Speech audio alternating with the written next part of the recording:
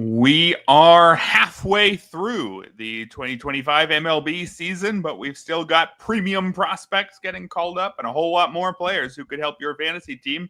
We'll give you our favorites here on the RotoWire Fantasy Baseball Podcast.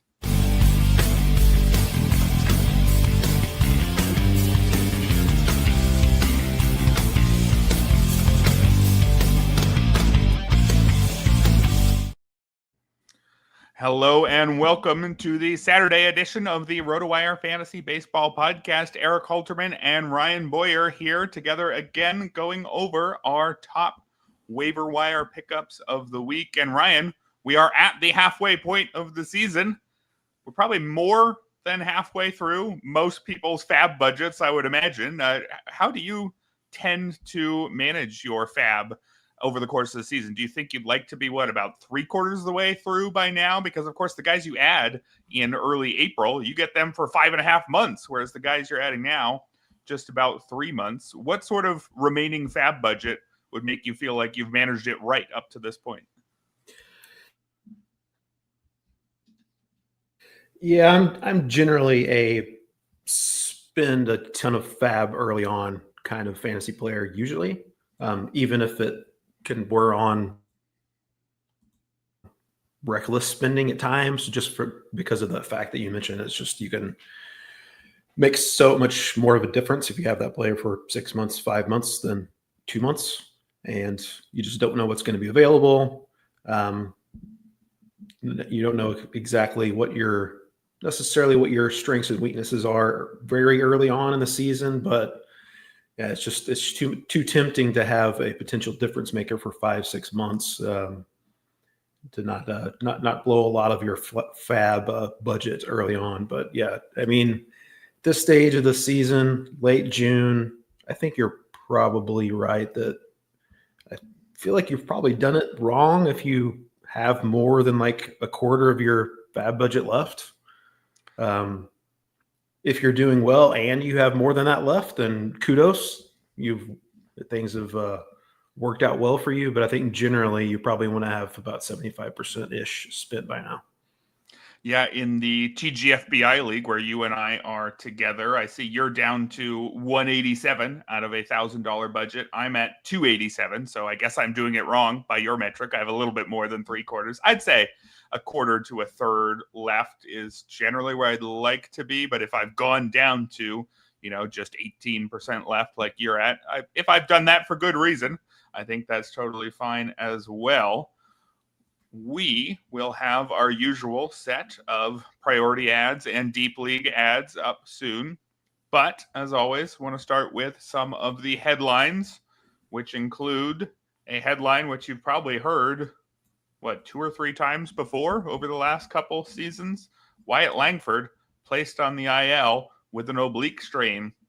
I don't believe we have a grade attached to that. There was talk that it was a minor strained left oblique. There was a note yesterday saying that he believed the Rangers would give him a few days off before deciding about placing him on the 10-day IL. And then there was a note 2.5 hours later that he was placed on the 10-day IL. So at least bad enough for him to miss a little bit of time. I assume he's sticking on your roster everywhere because there's no indication that this is, a 2-month absence. But we do have to start rethinking who Wyatt Langford is going forward, right? And who he is might be a guy whose body doesn't allow him to play 162 games a year. Yeah. He's got kind of the Mike Trout body type, just kind of big, muscular, hulking, middle linebacker looking player.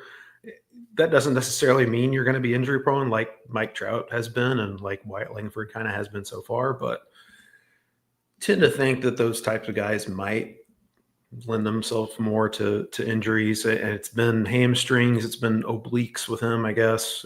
Oblique this time around has not taken the step forward that a lot of people, myself included, were expecting this season. He's taken a little bit of a step backwards. Been okay from a counting stats perspective, but those rate stats just haven't been great. A lot of it, I think, also is the Rangers ballpark is also playing extremely pitcher friendly this season. Probably hasn't helped. So I think there's certainly still time for Wyatt Langford to reach his potential, but been a disappointment so far. And yeah, the body is just not cooperating with him. Alejandro Osuna getting another start in left field today. I see second 2 in a row. He's pretty interesting prospect. Has not done much at the major league level so far, but I think he is not on any of our sections today. But I do think he's probably worth a look in deeper formats, even if he's batting toward the bottom of a Rangers lineup that hasn't been very good. Yeah, I can't help but think back to draft season when there was a choice between Wyatt Langford and James Wood, and the consensus was Wyatt Langford. He was moving ahead of Wood in most drafts. I believe I ranked Langford ahead of Wood as well. And man, next year, I'm pretty sure we're taking James Wood in the first round, and Wyatt Langford, it's going to depend on just how many games he can make it back for and what exactly he can show. That one looks quite wrong at this point. Another injury to talk about. Another guy who has dealt with his fair share of injuries this season, Jordan Westburg. He's out of the lineup today after aggravating a finger injury. This was he jammed his finger about a week ago. Not yet on the IL for this one, but given that it's been something he's dealing with for at least a week, wouldn't be surprised if that happens. But Wyatt Langford has dealt with quite a lot this season.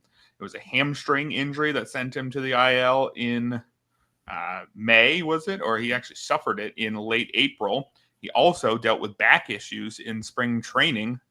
And when Jordan Westburg's been healthy, he's been okay, hitting .228, 7 homers in 36 games, 720 OPS. Somebody who you would have drafted because you thought he was a reliable option at both middle and corner infield, given his second and third base eligibility. He's been anything but reliable so far this year. Yeah, one of my favorite targets in drafts this spring, but hasn't worked out great for Jordan Westburg so far. I think he homered his first game back off the IL, but then is struggling a little bit and now has re-injured that finger. I mean, they haven't put him in the IL yet, as you mentioned. I know our latest note at waiver-wire says that he could be available off the bench today. That's surprising to me. A sprained finger that you immediately aggravate the moment you go back into the lineup seems like a pretty obvious IL situation. I know they took another X-ray and it came back negative, but I feel like sprains isn't it usually an MRI that's going to tell you more? But I'm not a doctor, so we'll leave that up to the Orioles doctors to figure that out. But yeah, disappointing so far from Jordan Westburg. Ramon Urias going to get a uptick in playing time. Pretty useful real life player, can play pretty good defense along the infield and be maybe a slightly above average hitter, but really doesn't stand out anywhere for fantasy purposes. If you're looking for maybe a short-term fill-in, if Westburg does go on the IL, he's maybe worth a look, but there's very, very little upside there. All right. Another headline from yesterday's MLB action was the 3-homer day for Spencer Steer, who prior to yesterday, I believe he'd only hit 6 homers on the season. Spencer Steer is someone who I was a little bit skeptical about heading into the season because the underlying skills for him are really pretty average. His fantasy value had been propped up by his home park and his steady playing time, but he was looking like he didn't necessarily deserve that steady playing time the way things had been going. But he's actually been on quite a run now over his last 41 games, hitting .308, .338, .507, 3 steals as well, which is less than you'd expect from a guy who stole 25 bases last year. But Steer's fantasy rostership had really dropped.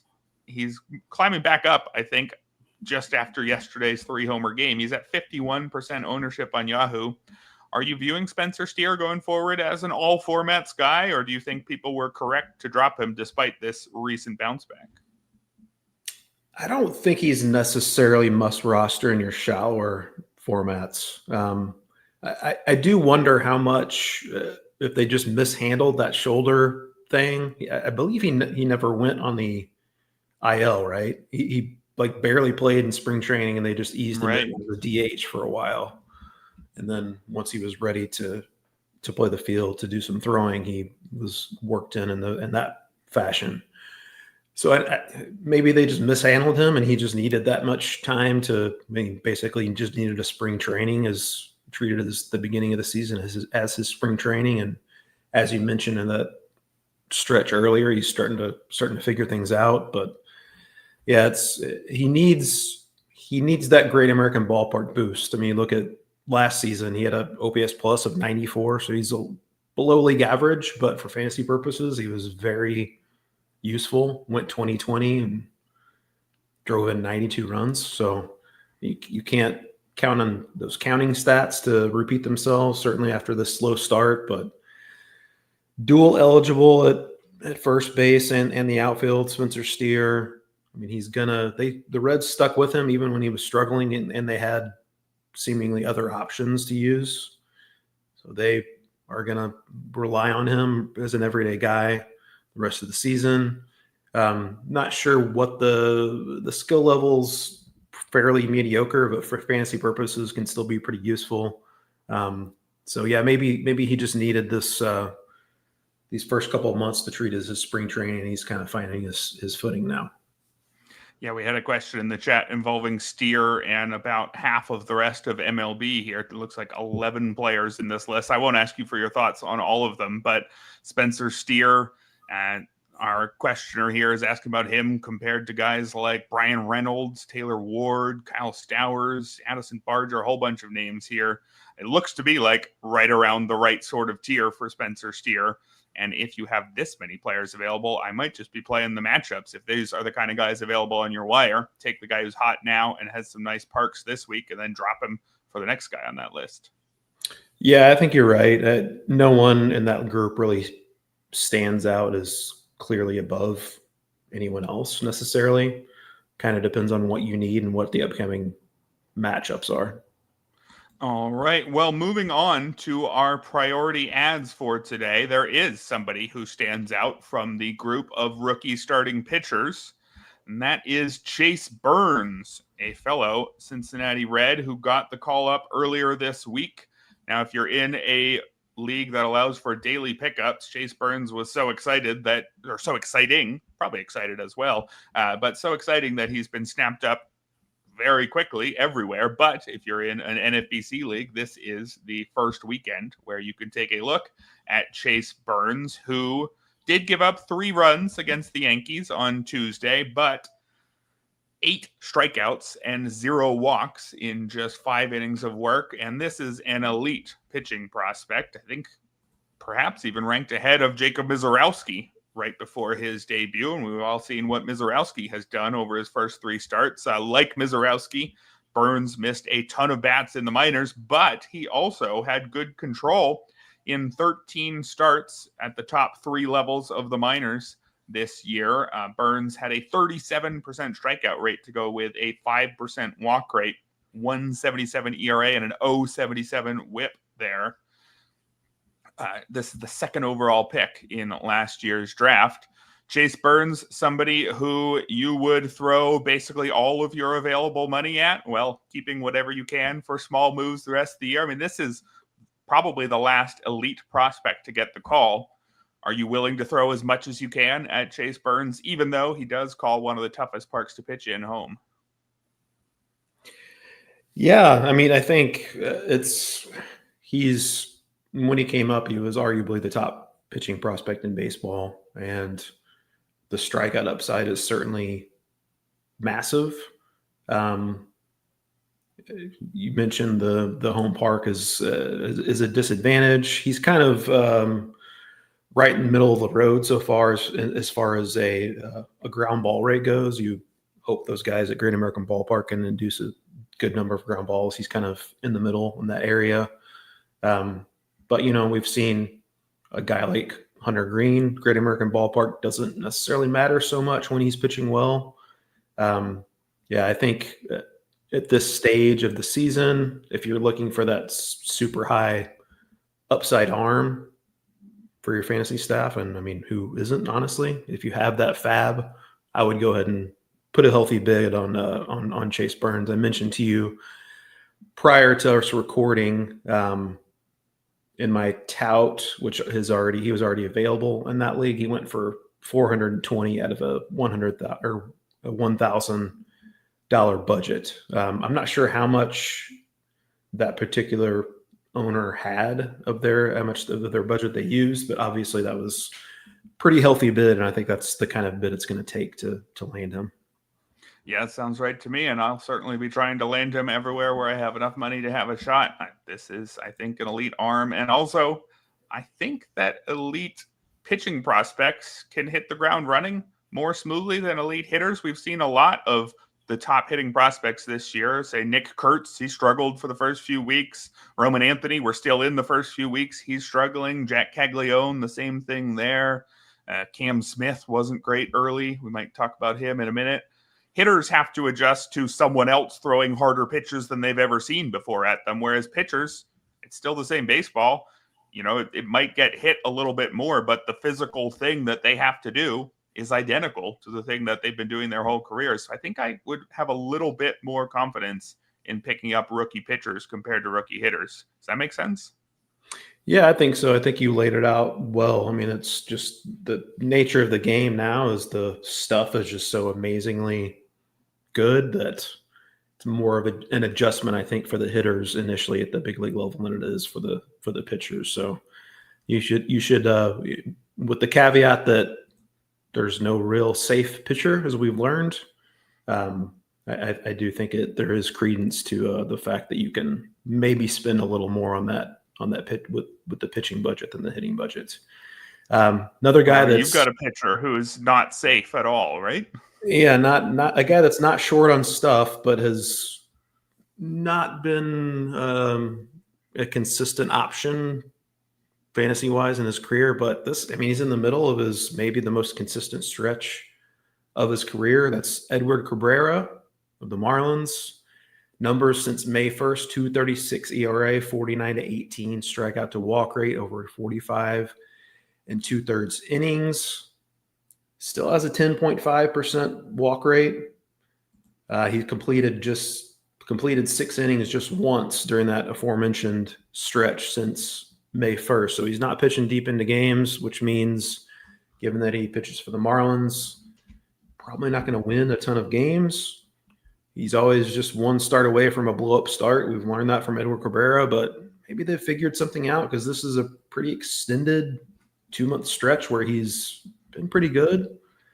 And he's also got a 2-start week coming up next week, both at home, which is important, in that pitcher-friendly park against the Twins and the Brewers, a couple offenses that are, at best middle of the road to maybe second tier. You and I have talked about Edward Cabrera. We envision him being like a shutdown Dodgers closer in like 2028 or 2027 or something. And that's probably his best path to sustained fantasy relevancy, but he's always had this stuff, and he's in the midst of being healthy and at least finding the strike zone enough that he can let that stuff play. Sounds like he might actually get traded also to maybe a better team at the trade deadline, so that could give him a little boost. I think he's worth picking up. Throw him out there next week with a couple favorable matchups at home. I can't pretend that I have a ton of long-term faith that he's going to be healthy and throw enough strikes to be useful, but right now I think he's worth rostering. And because people have been so burned by him in the past, I don't think it'll take a ton to land him. And if someone outbids you for him, it's not that big of a deal, but throw 4% of your budget at him, and hopefully he can keep this going for a little while longer. Yeah, sounds right to me. He's pitching as well as we've seen in a while, and he's either going to remain in a good pitcher's park in Miami or get dealt to a situation where he'll get more wins. So I like the future, in the immediate future at least, for Edward Cabrera. I'm going to go with Frankie Montas, who just made his season debut, missed the first half of the season almost with a right lat strain, something he suffered at the start of spring training. looked pretty good in his debut against Atlanta on Tuesday. Didn't give up any runs, 3 hits, 3 walks, 5 strikeouts in 5 innings. And a lot of the reason to like Frankie Montas is the circumstance. The Mets are one of my favorite rotations to target whoever enters this Mets rotation, because Citi Field is a great place to pitch, and the Mets are going to win plenty of games. So it's a good circumstances for wins. But also Frankie Montas is a pretty good pitcher. After being dealt to Milwaukee last year, his strikeout shot way up to 29%. The ERA wasn't great, but some of the ERA estimators were in the mid threes, or 3.73 for Sierra. I think that Montas can be a guy who gives you an ERA in that 3.75 to 4 range. Projections don't quite agree because he's been pretty inconsistent. Doesn't always have an extended run of good health. And so it's never all that clear what version of Frankie Montas you're going to get, but pitching is a short-term thing, and it looks like he's pretty good after his first start back. The Mets need him to be pretty good because they've had a whole bunch of injuries to the rotation, most recently Griffin Canning, who is going to be out for all of this year and probably a good portion of next year after rupturing his Achilles just walking on the mound. We need to flatten the mound, I think. Guys keep tripping on it. It's a hazard out there. But Frankie Montas, I think he's going to be a pretty good option, and I'd throw a good, 3, 4, 5% at him in most leagues. I think even in shallower formats, you're going to get respectable ratios, respectable Ks, and a good amount of wins. Yeah, he was really knocked around on his rehab assignment. Made me a little nervous about throwing him out there immediately, but then he went out and threw 5 shutout innings his first start with the Mets. And I'm with you. In addition to the park and the Mets pitching development right now, I think deserves a lot of credit. And Montas has always had skills, and Brewers figured something out with him down the stretch last year. He pitched well, and I think he's a good option with the Mets moving forward. Another guy. My next recommendation, Jacob Lopez of the Athletics, pitched really well. His last 4 starts, just 1 earned run allowed over that stretch, 29-7 strikeout to walk rate over 23 innings. It's got a 28.9% strikeout rate so far this season. That's compared to a 31% strikeout rate in his minor league career. So he's always been a bat misser. Got an 8.9% walk rate so far in the majors, but also has a career 12.2% walk rate at the AAA level. So walks can be an issue for him. He's kind of a unique pitcher. He's basically throws from like a sidearm angle, really low arm slot. He's not a hard thrower, averages just barely over 90 miles per hour with his fastball. He's also an extreme fly ball pitcher, pitching in a minor league park. And his 2 starts next week are both in minor league parks. So maybe he's not a safe bet. I'm not pretending that he is. But on a roll right now, and he's been a prospect of some note in the past, consistently has missed bats at every level. So I think there could be some volatility with Jacob Lopez, but particularly in those more favorable matchups, I like the strikeout upside with him, and don't think you need to go crazy with your budget. If you spend 2-3%, you might be able to land him, and he could give you, at the very least, some strikeouts. Yeah, I think Lopez definitely showing some promise. I think I might be too scared to put some bids on him just because that park in Oakland is playing almost like Coors Field this year. And I don't know if I trust a guy with his 90.8 mile per hour fastball to be good enough in that park, but the results have been good so far. So maybe I should look more at what he's been able to do. Not just the results, but his 3.56 ERA comes with a 3.59 Sierra. Everything says he's pitching well. So maybe I'm a coward who's going to miss out on a pretty good pitcher here in the second half. I will try to prove I'm not a coward by telling you to pick up Lance McCullers. Now, I don't know if I'd use him tonight against the Cubs, but that will be his return from yet another injury. Unfortunately, this one a foot sprain So I'm not really very worried long-term about this one. I'm worried about any sort of elbow or shoulder issue with McCullers, who's dealt with more than his fair share of arm injuries. But if you can pick him up and, not use him tonight or pick him up in Sunday's fab run, I think there's still a pretty good pitcher here. The walks have been too high in the 7 starts he's made so far this year at 12%, but a 28.5% strikeout rate. That's going to give you a lot of Ks, and he pitches for a team that's somehow still quite good, despite dealing away Kyle Tucker, despite losing multiple pieces, really, over the last several years. The Astros still have a firm grip on the number 1 seed in the AL West. So I think McCullers, for as long as he's in the rotation, is a good bet for wins. I'll also point out that he had been really settling into a groove before this foot sprain. His first 2 starts weren't necessarily great, but over his next 5, it was a 3.20 ERA with 35 Ks in 25 1/3 innings. So I think I do want Lance McCullers. Got to take it on a week-by-week basis, but I'm pretty sure for whatever period Lance McCullers is able to hold down a spot in the Astros rotation, I think I want him. Are you with me? Yeah, I mean, the velocity is not what it used to be, but he's still, that curveball is still nasty. He's inducing whiffs so far with that curveball at a higher than a 50% rate. So you're going to get bouts of control issues with Lance McCullers, and obviously he's not a great long-term bet health-wise, but I still think he's going to be a bat misser when he's on the mound, and as you mentioned, pitching for a good team. So I think he needs to be rostered as long as he's healthy.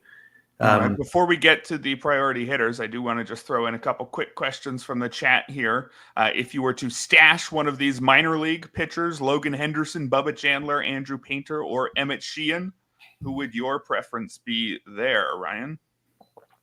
I think for 2025, I'm going Emmett Sheehan now out of those 4. I don't know if you guys saw what he did after being sent back down, but 6 perfect innings at Oklahoma City. I believe he had 13 strikeouts. He looked fantastic on his rehab assignment. He looked fantastic in his lone start with the Dodgers. Probably a tier below your elite pitching prospects is what he was thought as, but he's in the right organization, and got to think it's only a matter of time before he gets another shot with the Dodgers. So I would lean that direction. If Bubba Chandler wasn't struggling lately, I'd probably lean his direction. But I think Sheehan is my bet out of those 4. Yeah, it's Sheehan for me too. I did a stash draft with James Anderson on SiriusXM on Friday, and I took Sheehan with the first overall pick. Henderson and Painter also went in that one in that order, and we didn't even consider Bubba Chandler the way he's been going lately. I'll also mention Joe Boyle deserves consideration if you're stashing pitchers still in the minors. There was also a question about injured stashes: Shane Bieber, Shane McClanahan, Grayson Rodriguez. I don't know if I have the confidence to waste a roster spot on any of them. Maybe if you've got an open IL spot or something like that, would you take a chance on any of them? Yeah, it's if you have the roster spot, sure, but I'm not going out of my way to roster any of those guys. I think probably Bieber, I guess, just because he should have. He's just recovering from surgery and not dealing with a current injury. If that analysis makes sense. But yeah, I think it's going to be a while till we see him on the mound for the Guardians. But I think he probably has the best chance to come back and be, the version that we want out of Shane Bieber. Yeah, I think that sounds right to me. We'll get to the priority hitters right after this message from the NFFC. The NFFC RotoWire Fantasy Football Online Championship is live. Play fantasy football against your favorite RotoWire experts on NFFC this football season. Jeff Erickson, Nick Whalen, and more will compete in the RotoWire NFFC Online Championship for a shot at $250,000. Sign up for a draft today at rotowire.com/high stakes. That's rotowire.com/high stakes. And we're back here on the Saturday Fab edition of the RotoWire Fantasy Baseball podcast. Ryan, we're moving on to our priority hitters. And there is one big guy re-entering the player pool this week. Who is it? Yeah, hopefully you hung on to Chandler Simpson after he was sent back down because he's back up now. I think Chandler Simpson probably a much better fantasy player than real life player, given how he struggled defensively at the major league level so far. He certainly for fantasy was what we expected from him while he was up before, and these last couple games after he was recalled, 283, and he's gone 20 of 23 and stolen bases attempts in just 39 games. Also stole 19 bases this season at AAA, and of course that big 104 steal season in 2024 in the minors. Now we got to get to the bat. 16% hard hit rate, which I think is just a few percentage points higher than Erik Halterman's hard hit rate this season. Do you know who it's lower than? It's lower than all of the pitchers who batted the last time that, well, it's lower than pitchers managed collectively the last time pitchers were allowed to hit. So Chandler Simpson has as much power as your average pitcher. Yeah, you're not rostering him for his power, that's for sure. And to accentuate that point even further, 83.5 mile per hour exit velocity he's averaged at the major league level. Just really weak quality of contact, but still got a 303 expected batting average. So technically he's underperformed from a batting average perspective. Just makes so much contact and he does it at good angles and he's so fast that I think it's going to be hard for him not to hit for a decent average, even if he doesn't impact the ball very hard.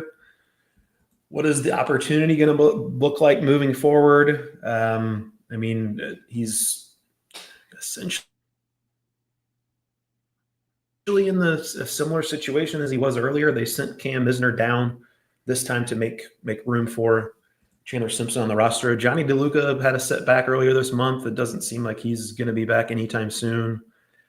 Hopefully Chandler Simpson gets some runway here because I think he's going to be at the very least an average and definitely a speed asset in fantasy. He's been hitting towards the bottom of the lineup, so probably not so great in the runs department. I know they used him a bit at leadoff during his first stint in the majors.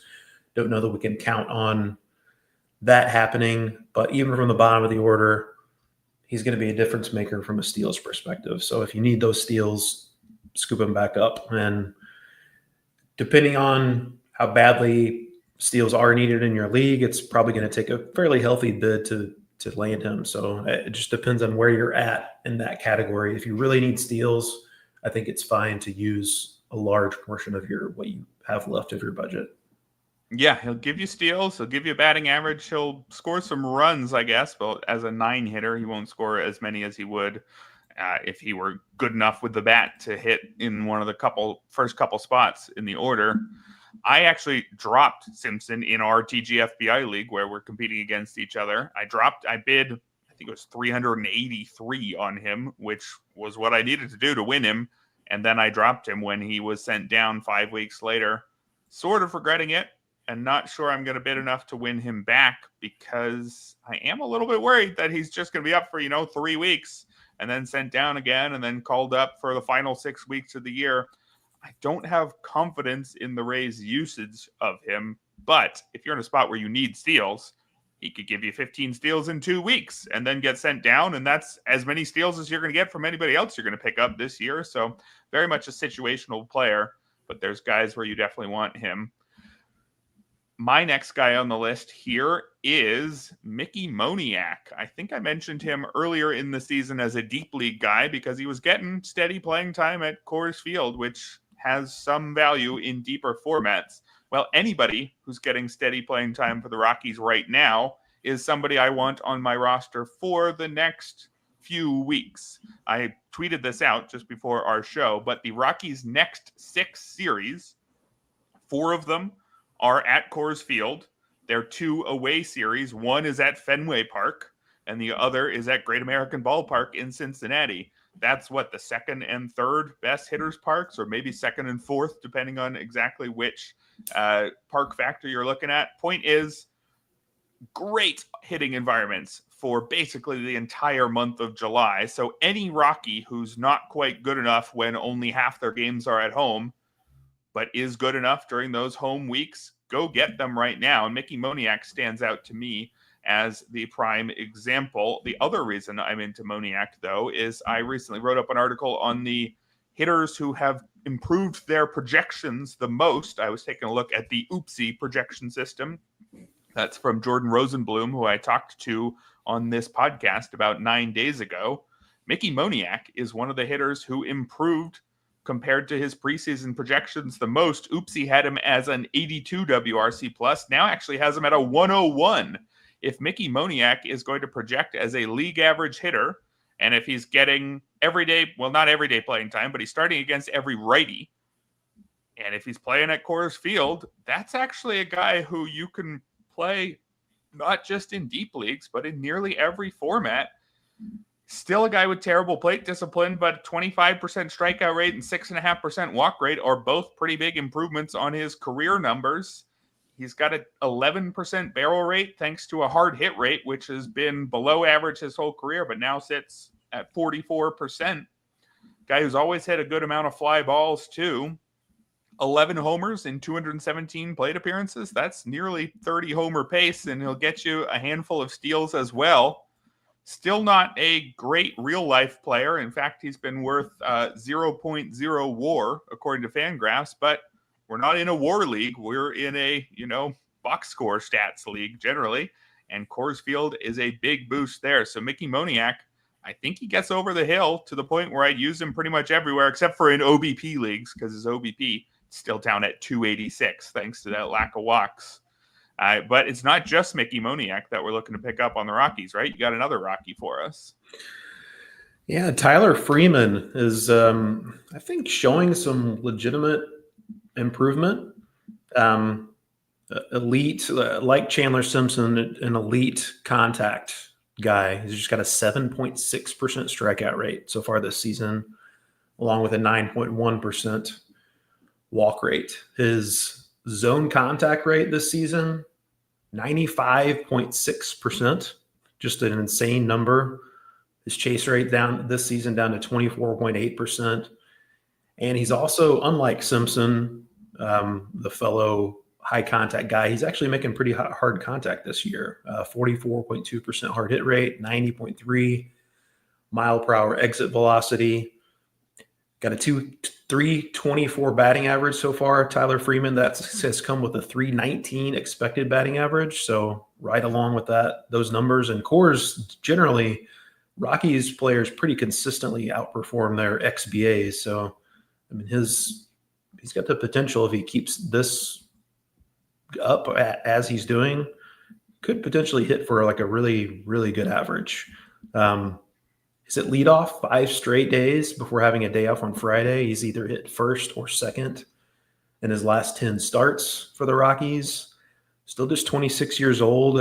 He felt like he was rushed by the Guardians. He came up pretty young and just never really found his groove, aside from, some flashes here and there. But there's not much, if any, power there, but is hitting the ball pretty hard. Can run a little bit, and he's always had really good contact skills, and contact guys are rewarded even more so at Coors Field.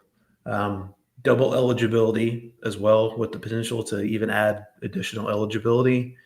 And as you mentioned, that upcoming schedule is extremely favorable. So I'm adding Tyler Freeman pretty much wherever he's available. I don't know if the ceiling is super high, but I think he might have a decent ceiling for a guy who's widely available.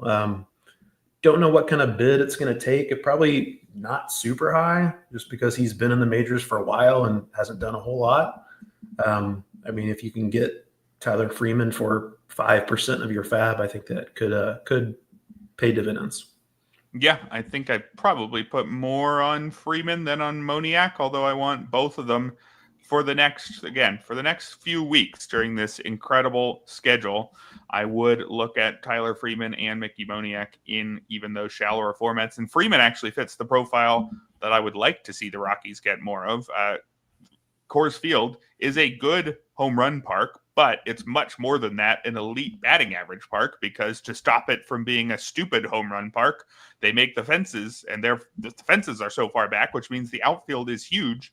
If you just put the ball in play out in the outfield, you're more likely to get a hit there and more likely to be able to stretch a single into a double than anywhere else. So seeing the Rockies acquire a bunch of guys who have high contact skills would make a lot of sense to me. It's not what they're doing. They keep getting these Mickey Moniaks, guys with decent barrel rates, but poor contact ability. Yeah. Tyler Freeman, I think, fits the park. Related to that, I mean, we hammer the Rockies so often, as they deserve, but that trade actually looks like it might end up being a fairly smart one. Nolan Jones is looking like that his last season might be have been a fluke, and I would kind of scratch my head when they made that trade, but it looks like they might actually be winning that one. So kudos for the Rockies for their one good move of the year.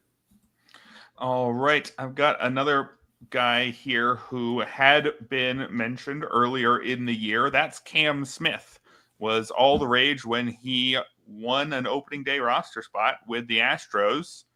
Everybody wanted to pick him up early in the season, and then he was dropped most everywhere because it really didn't look like he was MLB ready yet. But the Astros have kept him on the roster, kept him playing very regularly, and it finally seems to be paying dividends.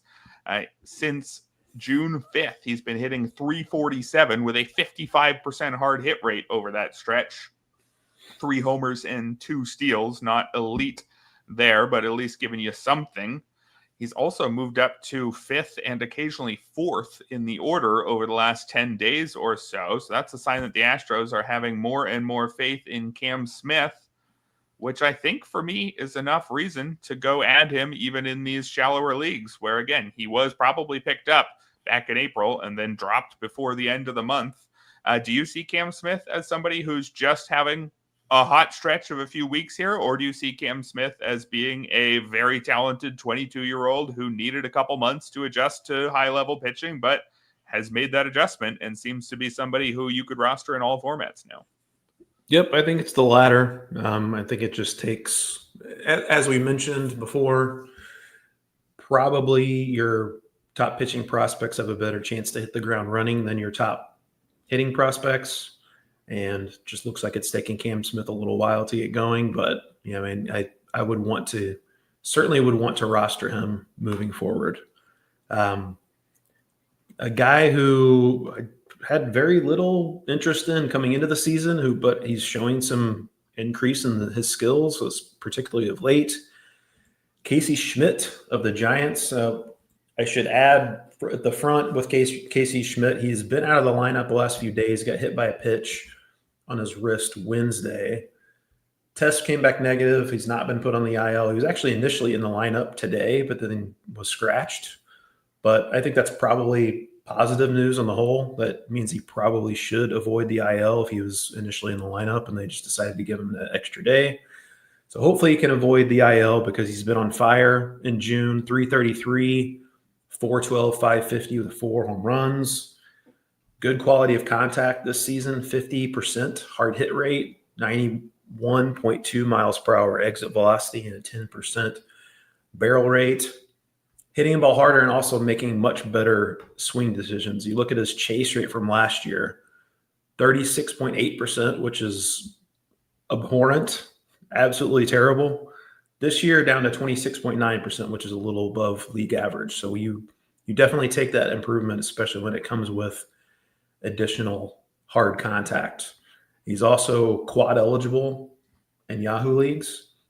Schmidt's been filling in at third base for the injured Matt Chapman, but sounds like the plan is to move him over to second base once Chapman comes back. I think he's earned, assuming he does get over this wrist issue, I think he's earned a spot in that lineup and showing some significant growth as a hitter, Casey Schmitt. All right. Before we get on to the deep league ads, I just want to toss in one shallower league question here. I assume this is in one catcher formats. Would you drop Salvador Perez for Agustin Ramirez? Personally, I'm leaning no. Salvador Perez, the surface stats haven't really been there, but he's one of the guys whose expected stats look great.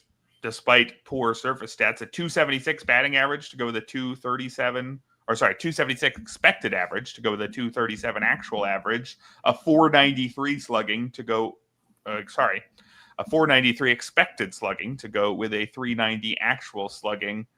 For me, I'd be still holding the faith with Salvador Perez unless there's anything you can see where we should maybe have some legitimate concerns. Yeah, I'm with you. I think these questions are tough because you mean the long track record with Sal Perez, the underlying data looks fine, but Agustin Ramirez is legitimately great prospect who's off to a good start. So you think, oh, of course, I'm going to go to the young guy. But if you ask me rest of season, I'm still taking Sal Perez. I'm with you there. Yeah, if Agustin Ramirez had been running like he was in the minors, maybe you could make a case for Ramirez, but he had one steal in his first couple games, a couple caught stealings, and I don't think he's run in a long time. So it's time to move to the deep league ads, starting with the pitchers, where I believe between the two of us, we could only find one reliever that we're interested in adding this week. Who is that, Ryan? Yeah, it's Grant Taylor of the White Sox. The stuff has been as advertised after he's been promoted to the major league level. 99.2 miles per hour with his four-seamer. He's averaging a near 40% whiff rate, which is crazy stuff for a four-seam fastball. Also gets elite extension, which makes that pitch play up even more. Also gets a bunch of ground balls, makes him even more appealing. Not really missing bats with his secondary pitches so far, but I mean, you look at the scouting reports, he's basically had grades of plus stuff across the board. It's just been a matter of health with him. So I think he'll pick things up in that regard. Allowed 3 runs, got an 8-1 strikeout to walk rate over his first 8 innings. Picked up the White Sox last save. I believe that was on Sunday. He's a significant long-term health risk. He's had Tommy John surgery once. He missed, I believe, significant time last year with a lat issue. And I don't know how he's going to hold up over the long haul. I mean, they toyed around with the idea of starting him in the minors for a while before eventually moving him to relief. He's pitching in relief now with the White Sox. It just seems like a lockdown closer who you just hope holds up health-wise. Obviously, you hope he's pitching for a better team where there's more save opportunities. And maybe you just want to ignore any reliever on the White Sox because it's just a tough bullpen to figure out, and they're just not going to win enough games to make the headache worth it. But I think Grant Taylor is talented enough that he can be worth rostering in most fantasy leagues, even if he's getting, let's say 10 saves rest of season. If he does that and provides good strikeouts, good ratios, I think he's worth rostering. Yeah, Adam in the chat asked the question that I was going to ask. Sox save opportunities? Yeah, I mean, I don't think I'm excited to add a White Sox closer, but Grant Taylor has more talent than any of the guys we've considered, right? Throughout the beginning portion of this year, it was like, do you really want this guy who's no better than a middle reliever and has 1 save, or do you want this guy who's no better than a middle reliever and has 1 save? Grant Taylor at least looks the part. And I don't think they're going to get a lot of save opportunities the rest of the way. But as of right now, I would bet on Taylor getting the next one and the one after that. I think that there's a very real chance that the committee, if you can even call it that, if there aren't enough saves to really go around for a committee, but the committee-esque approach that the White Sox have used, I think there's a decent chance they don't use it anymore. And if you wait until Taylor proves that he's the closer, it's probably too late. So I think it makes sense to go grab him now. My pitcher here is Trevor Rogers. Welcome back, Trevor Rogers, who the Orioles acquired as their big move at the deadline last year. I don't know if it was a big move, but it didn't do a whole lot for them. Last year, he only made 4 major league starts, had a 7.11 ERA, was sent back down. This year, he's been back up for 3 starts, and it's gone quite well. A 1.62 ERA, an 0.78 whip. Not elite strikeout stuff so far. 20%, though, is playable. That's close enough to league average, especially when it's combined with a 5% walk rate. if Trevor Rogers can just be a control first lefty who misses some bats and pitches for a team that, I don't know about you, but in terms of projecting winning chances, I'm not thinking of the Orioles as if they're 11 games under 500. Going forward, I would still expect them to be at least a 500-ish team, if not better. So I think Trevor Rogers settling back into the rotation, I think that if he continues to pitch well, I'm not too worried about them urgently removing him. And guys like Grayson Rodriguez, Tyler Wells, Kyle Bradish, they're still quite some time away from returning. I think Rogers can stick around ahead of Cade Povich. Maybe, I guess that's the question here, but Cade Povich, 5.15 ERA, 150 whip in his 13 outings. I think if Rogers has another good start or two before Povich returns, then Trevor Rogers is just in the rotation for a decent team and pitching decently. And in deep leagues, that's good enough for me. Wouldn't use him in all his starts, but I think Trevor Rogers looks like a real major league pitcher again. Are you buying it? Hard for me to totally buy in yet, but yeah, certainly showing signs. Little pause because, I mean, his numbers in the minors this year have not been very good. And obviously the last couple of years, they just haven't been very good. And he's also struggled to stay healthy, but maybe he has turned a corner, Trevor Rogers. So I do think he's worth picking up in your deeper leagues. Erik, I don't know about you, but I had some trouble, at least for me, beyond Grant Taylor, finding guys that qualified for our deep league pitcher additions. And I think my next recommendation is going to articulate that. Jansen Junk is getting a shot in the Marlins rotation and has pitched pretty well this year. 3.73 ERA. That's come with a 2.03 FIP, 26 strikeouts, just 2 walks over 31 and a third innings. Also pitched well as part of the AAA rotation to 7.8 ERA, 40-7. Strikeout to walk rate over 45 and a third innings. Did struggle in his last start at the Giants, but he was good in his first start. Prior to that, he's got the Twins at home next week. Pretty favorable matchup. He's a 29-year-old journeyman who I don't think he's ever going to be more than a streamer option. The stuff does not jump off the page. He's a junk baller, you might call him. But, you know, just as far as a streaming option goes, I think he's got some potential. And Jansen Junk, I will give him my most lukewarm recommendation. Yeah, I think the nominative determinism, whatever that phrase is, nominative determinism for Jansen Junk could go in two different ways. He's either a junk baller or he is just junk. We'll find out, but I think it's worth a pickup in deeper leagues at least. My next guy on here has been mentioned a few times in the chat, Erik Lauer.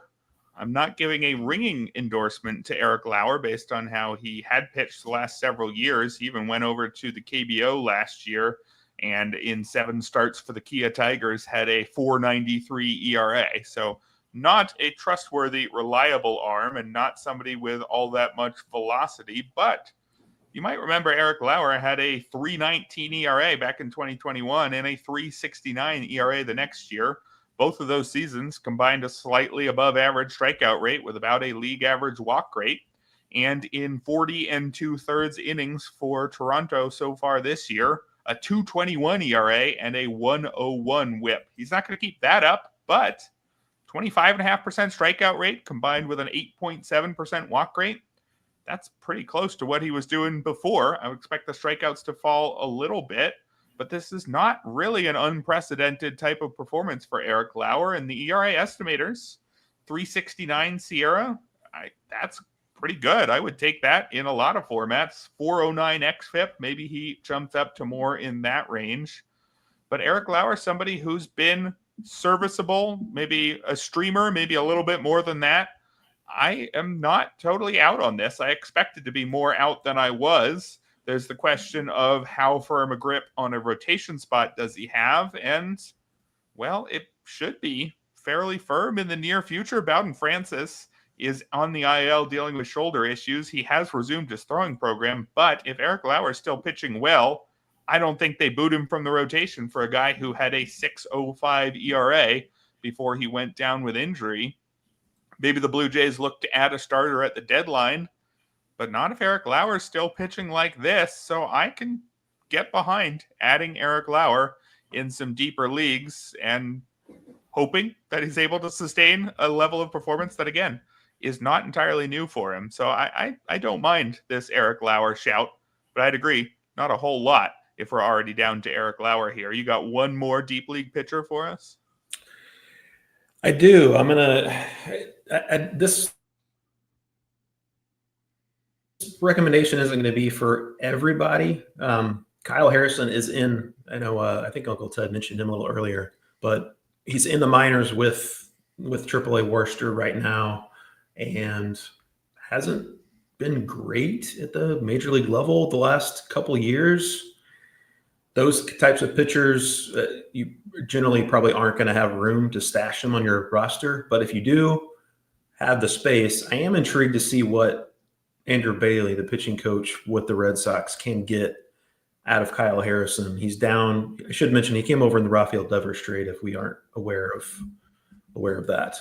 Down at AAA Worcester, revamping on his repertoire. He's the four-seamer has been his kind of his bread and butter pitch. It probably will continue to be, but they have him working on a cutter and a sinker down in the minors. I believe he made his first start there a day or two ago. Probably going to be in the minors at least for a couple more starts as he kind of works on things.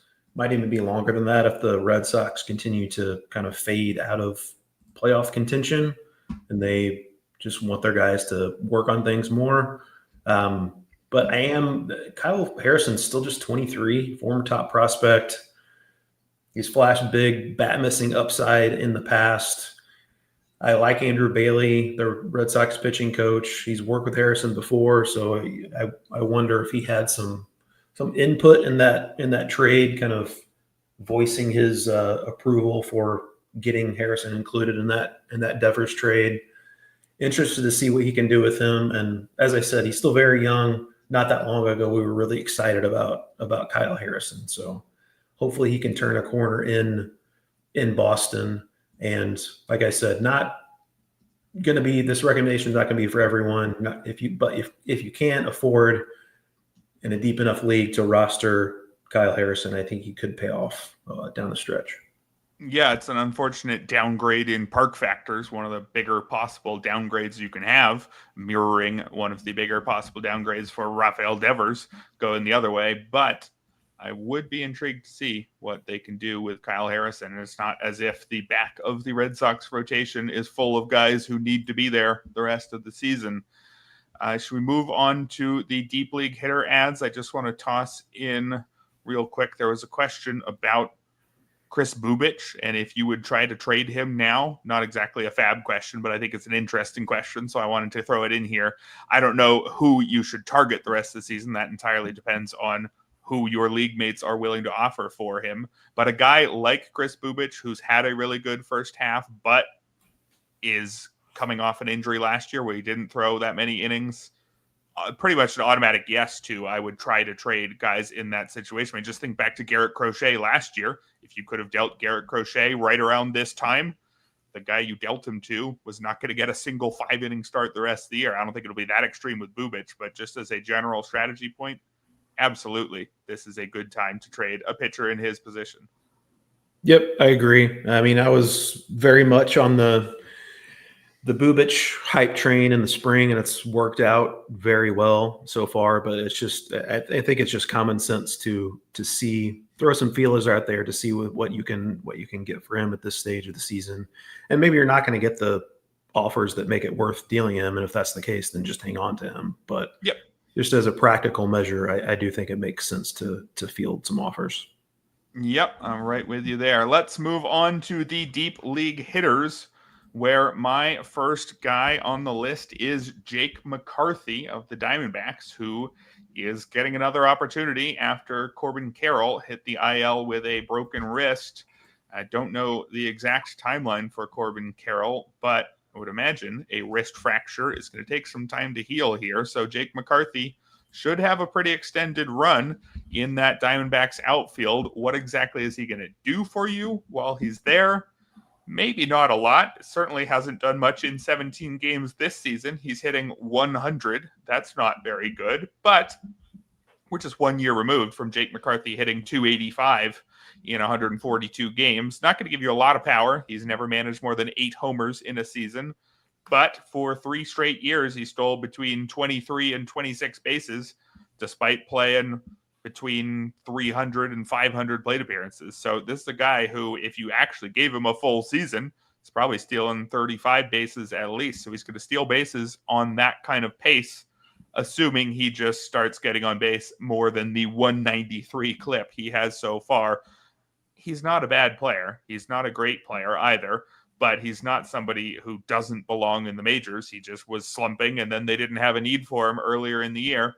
They've got a need for him now. I would imagine with regular at-bats, he finds his groove again and plays much closer to his career numbers, which is basically a league average hitter, 98 WRC+. So if you can afford a guy on your roster who doesn't have a lot of power but does have a lot of speed, if you're looking for speed right now, which a lot of teams are, Jake McCarthy should get you a healthy amount of steals the rest of the way, or not necessarily the rest of the way, but the next 3-4 weeks. And remember, the guy we talked about getting you a ton of steals earlier in the show, Chandler Simpson, can't really guarantee he's going to be on your roster for more than 3 or 4 weeks too. So if I could get McCarthy for very cheap versus Simpson for typical prospect call-up prices, I think give me McCarthy. Yep, Isaac Collins, my next recommendation, another guy with some speed, like Jake McCarthy, also a little bit of pop. 9 straight starts for the Brewers. He started 12 of the last 13 games for them in left field. Christian Yelich, if you aren't aware, is basically a full-time DH now, so they're not going to play him in the outfield. So Collins, especially with that defense, looks fairly cemented in left field, and combine that with Garrett Mitchell having a setback and looking like perhaps season-ending surgery for him. Isaac Collins doing really well at the plate in June, 315, 441, 556, 3 home runs and a stolen base. Look back at the minor league numbers, 24 steals, 14 home runs last season in AAA, had 29 steals and 10 home runs in AA the season before that. Been up in the 5 spot in the Brewers lineup the last 2 games. Probably ultimately more of a lower in the order type of hitter, but he can run, has a little bit of pop, a fairly favorable home park to take advantage of that. And as I mentioned, his good defense in left field should help keep him in the lineup. So not a super high upside guy, but your deeper league options as far if you need an outfielder, I think Isaac Collins makes a lot of sense. Yeah, not somebody who I thought would have this kind of playing time. This is a 27-year-old rookie who was never much of a prospect, was a 9th round pick back in 2019. But at this point, I think you got to conclude that it seems like the Brewers like him as an everyday guy, and he's performed like he deserves to be an everyday guy. Not a super exciting fantasy player, but with this kind of playing time in deeper leagues, that's certainly enough. My next deep league hitter here is Gary Sanchez, who is getting an opportunity to catch some games for Baltimore with Adley Rutschman on the shelf. And Gary Sanchez is hitting like himself. 4 homers in 23 games, slugging .453. It's a 791 OPS overall, 250 batting average. That's perfectly fine. He's a guy who strikes out too much, but a 26% strikeout rate isn't going to sink you, especially when it's combined with an 11% barrel rate. I don't think his 65% hard hit rate's going to sustain over a longer period of playing time. But Gary Sanchez, when he's right, is a perfectly capable major league hitter. And when you can get a guy like that behind the plate, that's pretty useful. Now, you might only get meaningful playing time from Sanchez for a few weeks here. Rutschman's injury isn't supposed to keep him out that long. But I'm kind of wondering, could Gary Sanchez play his way into a trade? I don't think he needs to be on the Orioles after the trade deadline if the Orioles aren't making a comeback. And I think if I'm a team that needs a second catcher and has not a regular DH so that they can use Sanchez there 3 times a week, I think he'll get some playing time, although I do agree with the comment in the chat here. Just call up Samuel Basayo, one of the top hitting prospects in baseball. Would have loved to see him up already. Would justify a stash, certainly in leagues where a stash makes sense. But right now, in those deeper two-catcher leagues, Gary Sanchez is getting the opportunity, and he's making the most of it.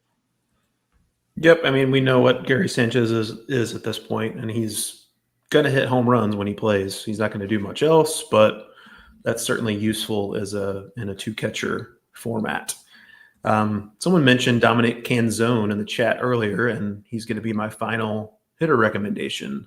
Dominic Canzone of the Mariners has started 5 of the last 6 games in right field.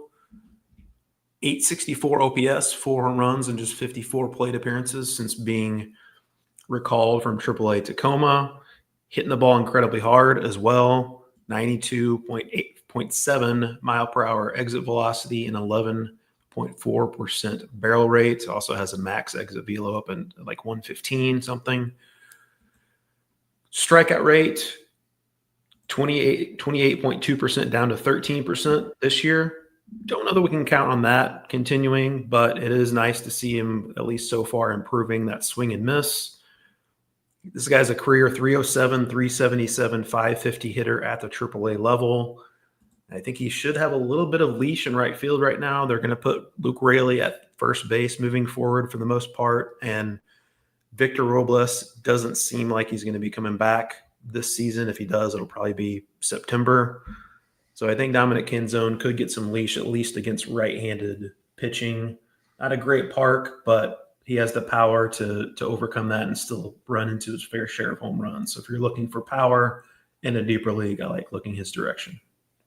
All right, and our final guy today will be Matt Vierling of the Tigers, who missed all of April and most of May with shoulder issues, came back for 4 games, and then hit the IL for a month with more shoulder issues. But he's back today, and what interests me particularly is that he's actually starting in center field against a righty. He is a right-handed bat. Parker Meadows is a left-handed bat, but Meadows has not really hit well since returning from his long injury absence. I don't know if this means that Vierling is the everyday center fielder and Parker Meadows is down for the bench, but it's certainly intriguing. I would be keeping an eye on Vierling's playing time the next few days, and I think that he's somebody who could play, 5 starts a week or something like that. He's got the ability to play all 3 outfield spots as well as third base. He's nothing special at the plate, but he is a slightly above average hitter who, if the playing time's there, should get you decent enough counting stats without really hurting you anywhere. Last year in 567 plate appearances, 16 homers, 6 steals. Again, not a lot, but something with a 257 batting average. Definitely just a deep league play is Matt Vierling, but he's a pretty well-rounded, decent player who's playing for now a team that's actually quite good, apparently. So Matt Vierling, I think that you can pick him up and use him until his shoulder starts barking again, which will be in 4 days if his recent track record tells us anything. But I think as long as he's okay now, he'll give you decent enough deep league performance. That is it for us today, Ryan, unless there are any last names mentioned in the chat you want to throw out there. No, I think we covered literally everyone you could possibly pick up. Hopefully. We got to a lot. Sorry to anybody whose questions we didn't get to. It was quite a busy chat today. Thank you, everybody, for hanging out. Thank you, Ryan. Thank you to our sponsor, the NFFC. You can go sign up for the NFFC RotoWire Fantasy Football Online Championship. And if you're interested in a RotoWire subscription, if you're starting to prep for your football drafts, now would be a good time to go to rotowire.com, use promo code YouTube15 for 15% off a subscription. You still get all the articles. We don't take 15% off of them. So thanks, everybody, for hanging out. The RotoWire Fantasy Baseball Podcast will be back tomorrow. Jeff and Scott going over this weekend's fab.